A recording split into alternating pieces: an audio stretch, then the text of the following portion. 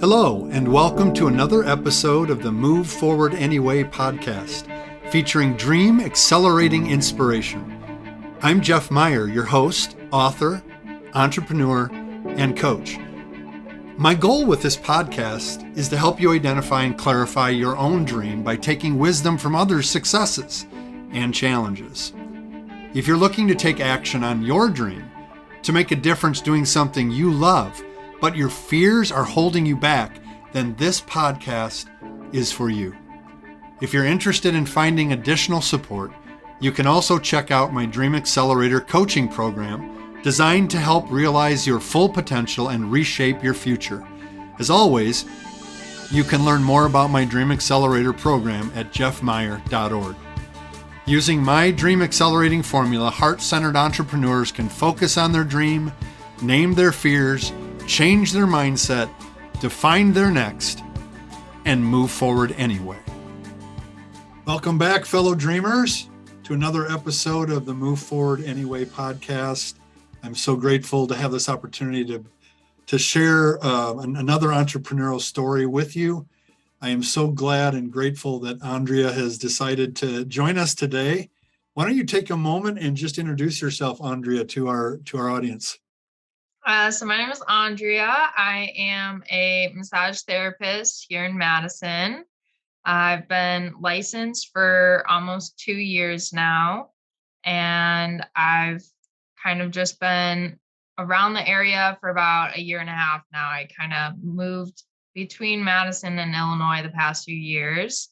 I'm a single mom as well, and I'm actually also in school currently full-time getting my master's in kinesiology. So, wow, you're getting your master's too. So you are fully in on starting this new venture and continuing to learn. Yes, definitely. To improve and add more skills to your tool belt.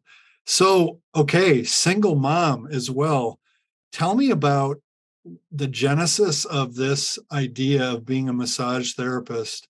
Where did this come from? When did you first think about it? And how much time has been since you first thought about it and when you launched this new endeavor?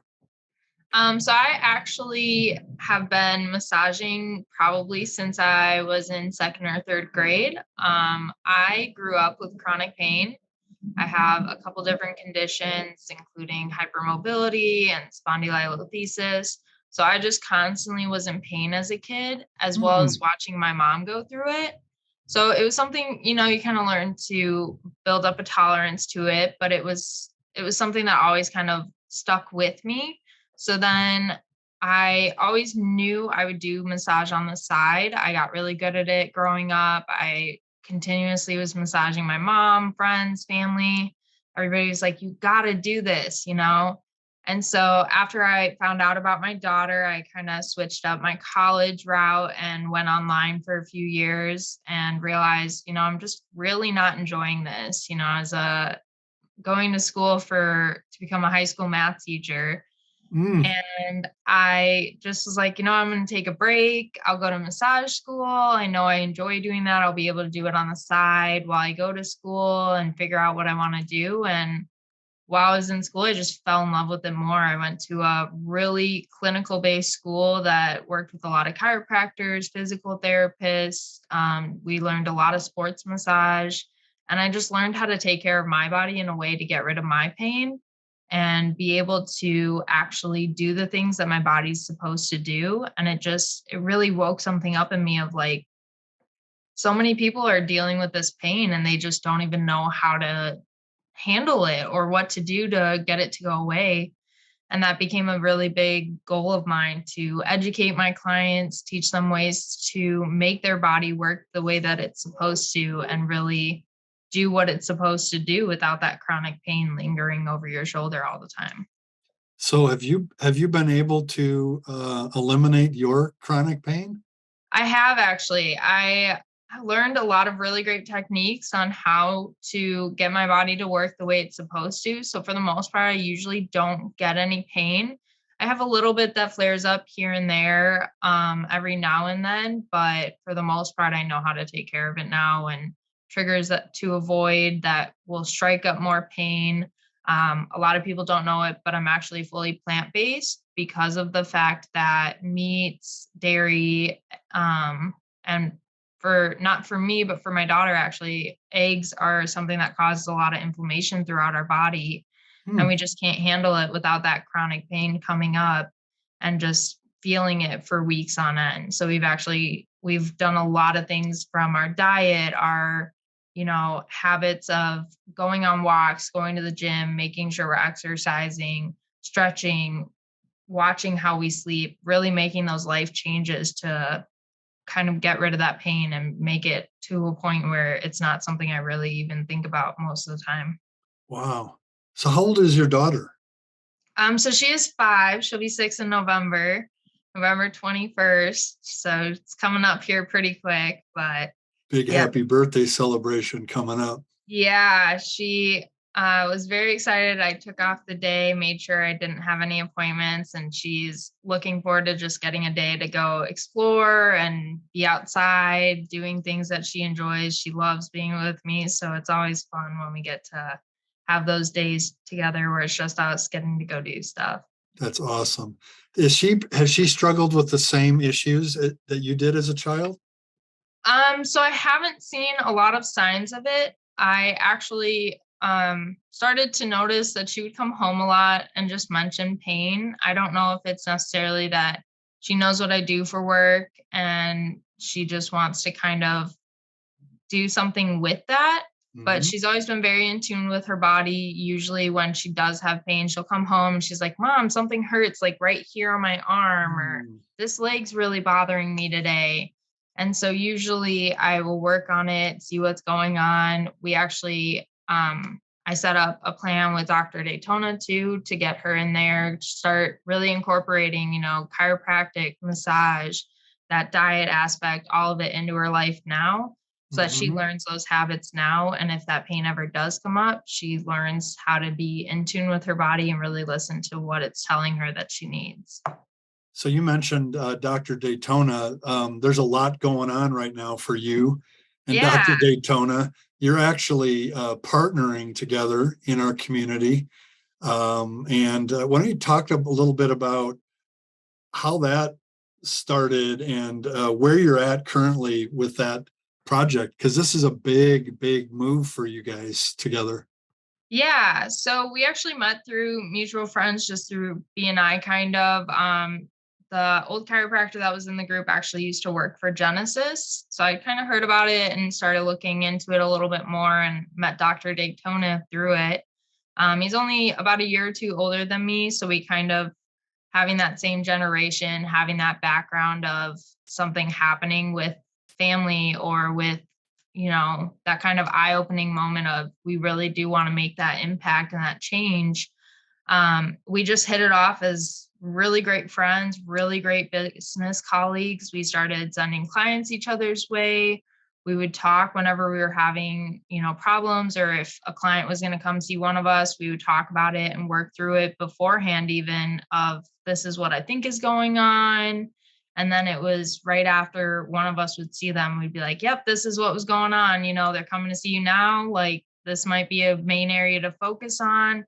And it started turning into something where a lot of people would be like, I love how you guys just work together. You communicate so well.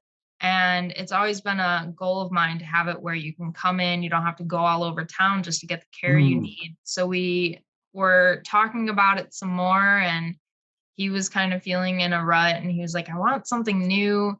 And so we were just like, well, my lease is up in a few months. Why don't we start looking into some stuff? And before we knew it, we were signing a lease and we found a spot for us. And it's just been going great. I mean, we both have very similar interests of we want to educate our clients. We really want to make that difference. We're not looking to get you guys in our office every day. We love seeing you, but our goal is to not have to see you because you're Mm. doing amazing, because you're able to take care of yourself and your body is healing itself on its own. And so that's just, I think it was the fact that we had such common interests and goals, especially with our professions, that we just hit it off right away. And we I mean, we're a great pair. We work really great at educating our clients and doing things with the community, trying to touch on that mental health aspect as well.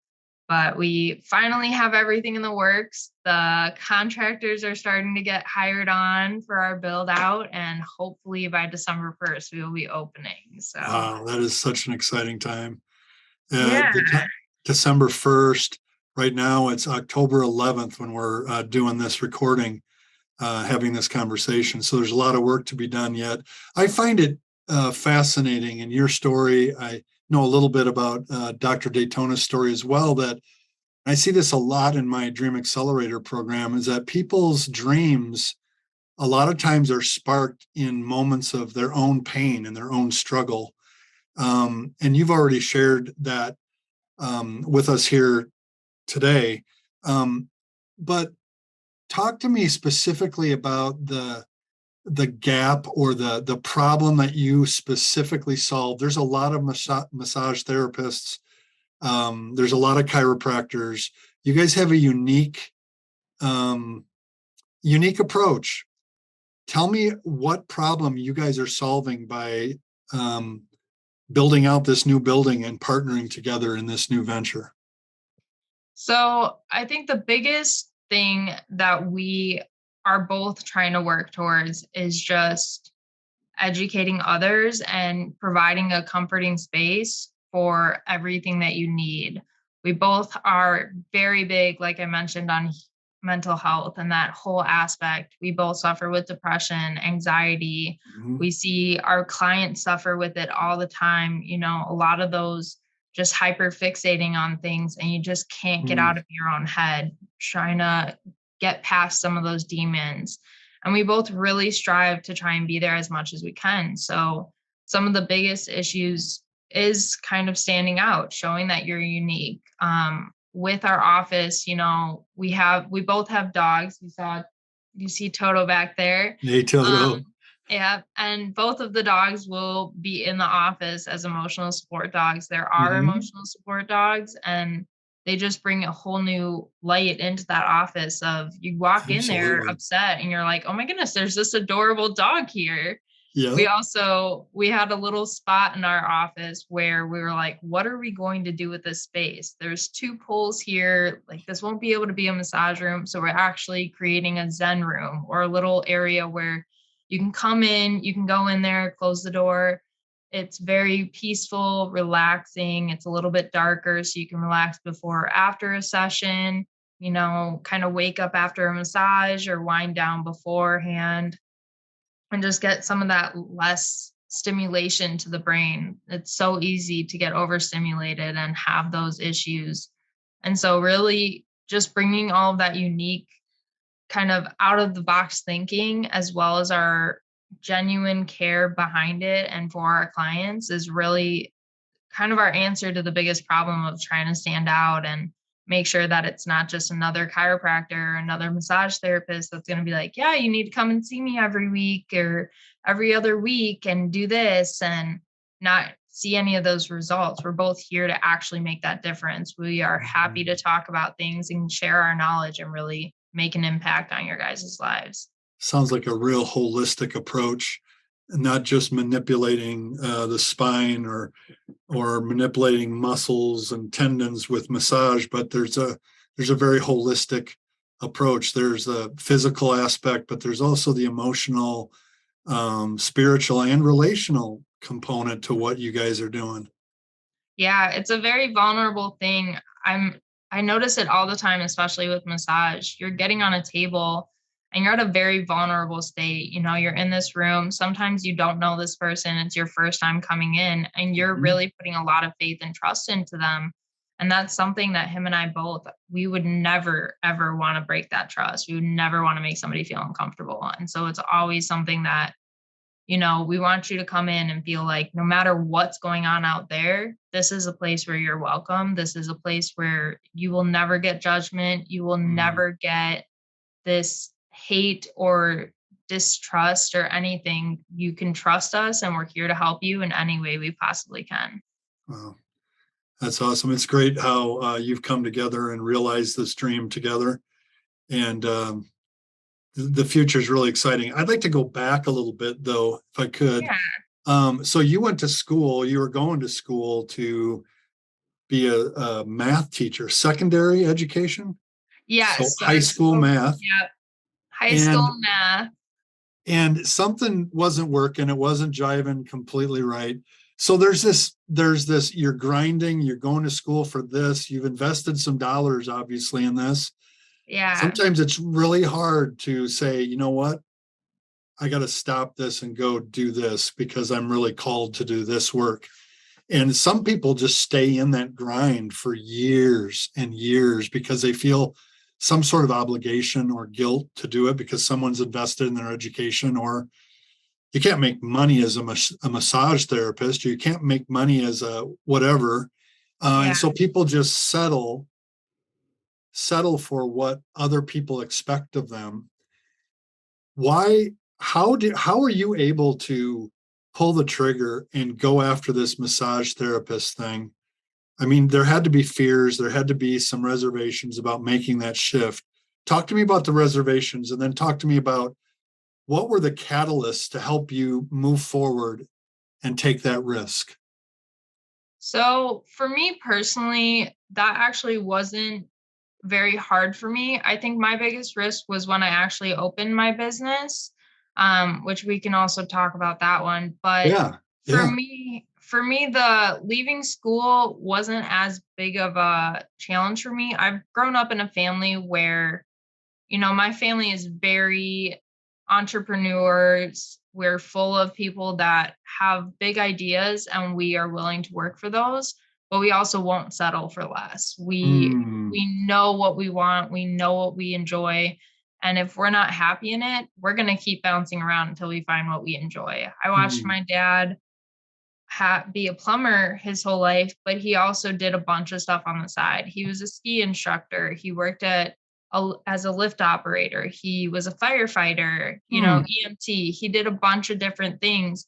And although he still had those stable income of a plumber and things like that, he still was like, this isn't necessarily all I want to do with life. He would go out and be like, well, let's go try this. This seems pretty interesting. And, mm, it was always something where it was like, if it doesn't work out, it doesn't work out. But, I don't want to look back on life and be like, I didn't try it. I want to at least try mm, it once. And that's kind of how a lot of my siblings and I are.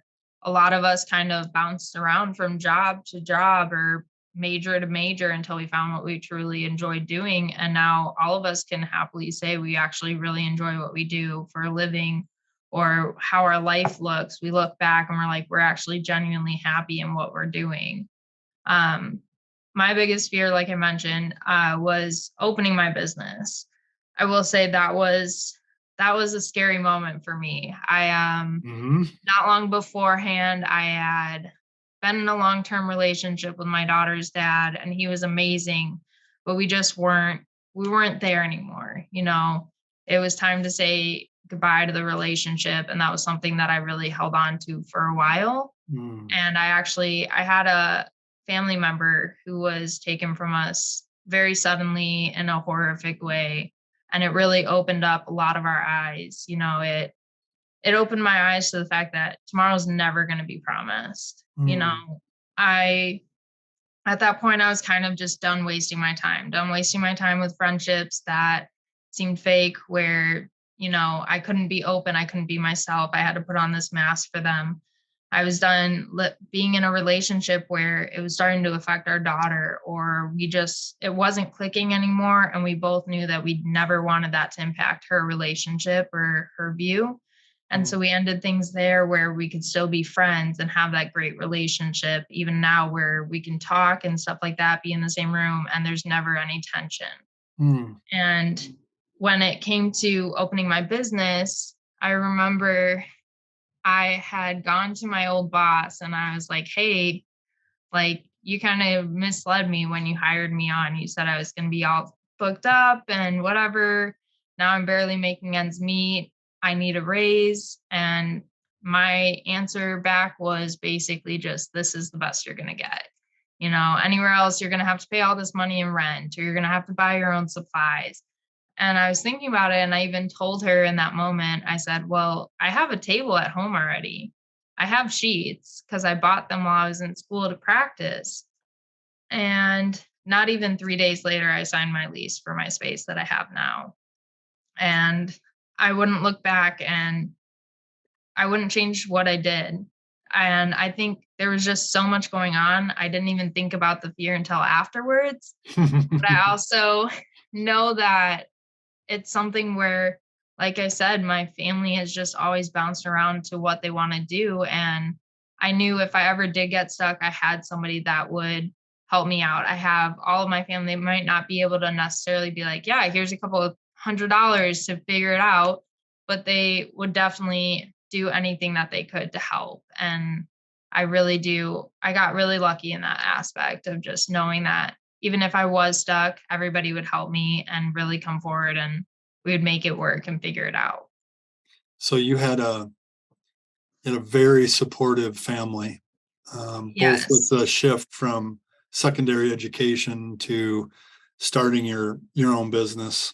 And you made a quick decision. You ripped the Band-Aid off and you said, I'm not going to settle for an unfilled schedule. Um, providing probably in that setting, probably providing income for the other person's dream. You wanted to do this for yourself, and you went for it. And I guess you probably went for it before you knew everything you needed to do to grow a business. Yeah, I went into it not having a single clue what to do. I had been running the business of my last job, the one that I was at. And so I kind of knew how to check people out. I knew what to do in that aspect, but I had no idea on how to like keep track of what I was making and how am I going to pay myself? What Yep. do I need to register this business? Everything else. Thankfully, the place I did sign on was very helpful in that aspect, but it was a scary month getting everything going and trying to there were a lot of times where I was just like, what did I just do? Did I just mess something up? But then I would Mhm. just reassure myself, okay, I calculated it out. I just have to do this many massages and the rent's at least paid for. And honestly, I wasn't even expecting to pay myself from it for a while because of the fact that I was going to put the business first and make sure that this didn't fail. I was Mm. willing to take the pay cut on my side and just work a little extra to make it work. And I think that was the biggest thing that really got me going and really made sure that it was successful because I was willing to risk everything to get it going. Mm. So, what have you learned? What are some of the key things you've learned in your 2 years of launching this and now merging, partnering, not merging, that's not the right word, but partnering with Dr. Daytona? What are some of the key lessons that you would, if I had you teach entrepreneurs right now who are thinking about, man, I want to go for it too, but I just am a little hesitant. What would some of the lessons be that you would teach them? So my biggest one would definitely be that it's not easy. It's not always up, up, up. It's not those big days where you're like, yeah, this is going awesome. There are a lot of days where you're just like, oh my goodness, what is going on? Right? There are so many of them. It's a very scary thing to do. And it really does take a lot of that just self motivation of you've got this, you've got this. It's going to get better. You're planting the seeds now and it's going Mm, to grow. But you have to be willing to step outside of your comfort zone. You cannot grow unless you are outside of that comfort zone. I mm, have not met a single person who has had any sort of growth unless they do something that really challenges themselves. Even if it's something small of mhm, just starting to put money away for your own space, whether it's something small of, well, I'm going to do this training because it's something I can do on my own. Um, you can take those small baby steps and still get to the same outcome. It's just taking it at your level and knowing that you really do need to dedicate your time to it. You will not have somebody calling you when you don't show up to work. You will not have somebody who is making sure that things are running smoothly and that that money is coming in. It is all up to you. And you need to make sure that when you are having those bad days, you can look at yourself in the mirror and say, it's going to be okay. We're going to get through this. It's going to get better. We just have to keep planting these seeds, keep working at it, and it will improve. And it seems that everything else just kind of falls into place too, in that a big thing when I started out was confidence. I felt so just no confidence at all in anything, in what I was doing, in my business, and even asking for them to pay at the end, I felt so uncomfortable. And now I look back and it's something that you really grow into. You have to surround yourself with those people that are going to build you up, are going to give you help and advice on business and anything. And knowing that those people aren't trying to be mean, they're just trying to give you some of that harsh knowledge that you need to grow. Yeah. Man, you've had the support, family, and others. I know we're both part of our local BNI chapter. Those of you who don't know what BNI is, Business Networking International. And I've just recently joined, and I just love the encouragement in that room, the encouragement to go for it, the encouragement by getting referrals. It's a great way to grow your business. If you're just starting out, check out BNI in your local chapter. Maybe there's an open spot for you. I'd certainly encourage that. I mean, that's been a part of your 2 years here, hasn't it? You've got a lot of referrals through your BNI fellowship. Yeah, so I actually am just coming up on a year now of being in business, and I joined BNI about a few months after I started. So back in February, actually, of this year. And I can't even tell you how much knowledge I've gained from this group, how many referrals, relationships, even that I have built from this group. I mean, even just talking with some of the other members who have successful businesses, and they are always happy to share some of that knowledge of, you know, anything with it, and having that help, making sure that the new business is set up the right way, making sure that everything is in order with that, making sure, even finding our space and the build out was from somebody in BNI. So those relationships, those networks, those meetings that you make and build, that really does make such a huge impact, and you don't even realize it until you look back and really get to see it in motion. So, I mean, it's on you. You're the business owner, right? It's on you. You got to go to work and you got to make it grow, and you got to work not only in your business, but on your business. But we never do this alone. There's always other people that can support us in our journey. Find those interested, not just interesting people to support us, who will believe in us and allow us to have our voice and allow us to have our decisions, but also speak in an encouraging way to help us keep moving forward. So I'm so grateful you have that. That's some great advice and encouragement for those who are listening. I think I heard you say, take those small steps and go at your pace. I mean, you don't necessarily have to go all in from day 1 to day 3 and open your new space and sign the lease like you did. Some want to do it as a side hustle, and that's your pace, right? So you can do it that way too. But sometimes you do have to just jump in, because you'll just be distracted if you don't with the other thing. So what, in those moments when you were fearful, when you were reflecting back, maybe you weren't even thinking about it in the moment because you were just focused and you were driven to go, but later you goes, oh man, I really was afraid. There were some scary moments there. How did you get through those scary moments? How did you move forward anyway, even when you were walking into a very uncertain future? And that's the key for all of us when we start something new, isn't it? That it's uncertain. We're not guaranteed tomorrow. We're also not guaranteed to succeed at this venture. So how did you move forward anyway? in Um, spite of those reservations? so I had two huge motivators that kind of really just anytime things got hard, even now, anytime things get hard, where I'm anxious, where I'm fearful, where I'm worried about something, especially something with the future. My daughter is one of my biggest ones, Mm. just trying to make sure that everything is set up the best that I can for her. The thought of being gone one day, and it's an unfortunate thought, but it is a reality. She won't always have me here to help her with everything. And so I want to make sure that when that day does come, I'm giving her everything I can. I'm giving her that head start, that step forward where she can say, I'm not going to get stuck in my fear. I will take that step and know that there is something here to back me up in case I do get stuck, in case something does happen.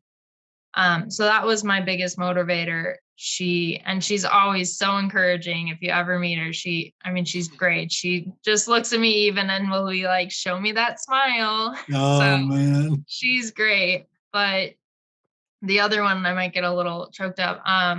My other one is my cousin Dawn. So this is the family member that I lost really suddenly. Hmm. And it's something that even to this day, I'm still working on fully accepting and recovering from.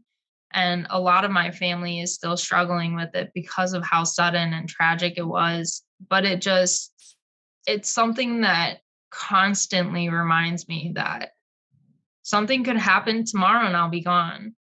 So I'm not going to sit here and worry about, okay, so what's going on next week? What's going on in 3 months? What's going on in a year?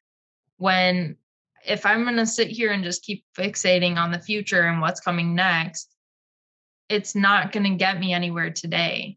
I only have right now. I only have this moment right now.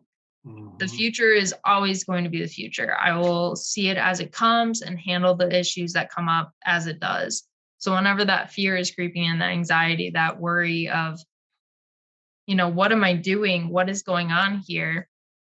The biggest thing that I always just try to remember is, you know, I try to always just think about how she would be one of those people that would encourage me to do those things. When I Hmm. had fear, when I had struggles, even growing up, trying to read a book, learning new words, she was always there to help me learn them. She was always there to answer those questions. If a button fell off of my shirt, she would know how to sew it back on. She would teach me how, and just remembering that you might seem like you know everything, but you really don't. And all of us are struggling with some kind of fear, but you Yeah. just have to keep trying and keep pushing, Mhm. because if you just let that fear win, you're going to regret it, and you're going to sit there and have that regret in your stomach or the back of your mind all the time. And I personally would rather keep moving and realize, okay, that doesn't work, and try and correct it, than have it sit in my head of, well, I just didn't even try. Mhm. And so that Dawn was really my biggest motivator in all of it, and just remembering everything that she did for me and for my family, and just kind of continuing to move forward and knowing that she's looking down on me and hopefully is proud of me Mm. as well. Yeah. You're carrying on her legacy of helping others and helping others grow. And in so doing, you're honoring her, and you're also providing for your daughter. And not just providing for her, but showing her how to live and showing her how to take her next steps towards her dream. And those are great motivators. We talk about in the Dream Accelerator all the time. What's your why and who's your who? Your who is your daughter, your why is your cousin, and your who is all those people that you serve, that you help um, break out of whatever they're causing them to be tense and locked up with your massage therapy. And um, you're doing it with Daytona. I love hearing your stories about your Thursday night gatherings. I still want to join in on some of that. Like, you're teaching people how to cook healthy, and you're taking walks when it's not 10 degrees out and the snow's Yeah. flying, right? You're taking walks Yes, and exactly. talking about life and mental well-being. And I love your holistic approach. And I love the way that you honor those around you by what you're doing. And those are just tremendous motivators that keep you going. You just can't quit when you got Dawn and your daughter in your mind. You got to keep moving forward. Yeah. So I want to give you a chance, the penultimate last word here. So I've got 2 questions left. The first is this: one thing right now you want to share with my audience for people who are sitting there in that, oh, I'd like to try this, but I don't know if it'll work. They're in that headspace. What are you going to say to them? My biggest thing that I always love to just kind of refer to in this moment, and I actually just recently saw a better way of even putting it, is when you say, I just don't have the time. That's everybody's classic excuse. I Yep. just don't have the time.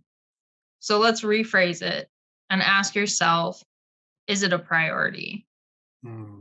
Maybe where on my priority list does this fall? Is it a priority? And when you answer that question, how does that answer make you feel? And if it's making you feel negatively, then how can we make it a positive thing? What is that little baby step? Even if it's just Googling something into this, Yep. what is that tiny baby step that we can just make to kind of get things rolling and make it into a positive thing for you? I love that.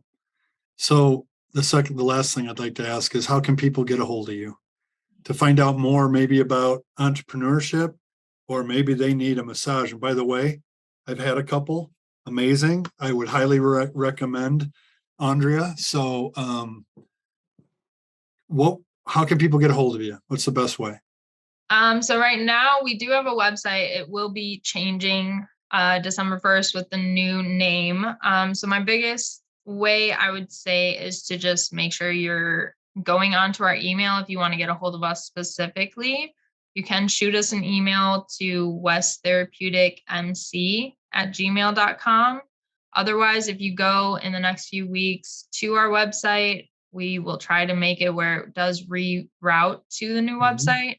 But you can go into there and put your email in, and you'll be automatically into our system. So you'll get any updates on health and wellness coaching, massage, chiropractic.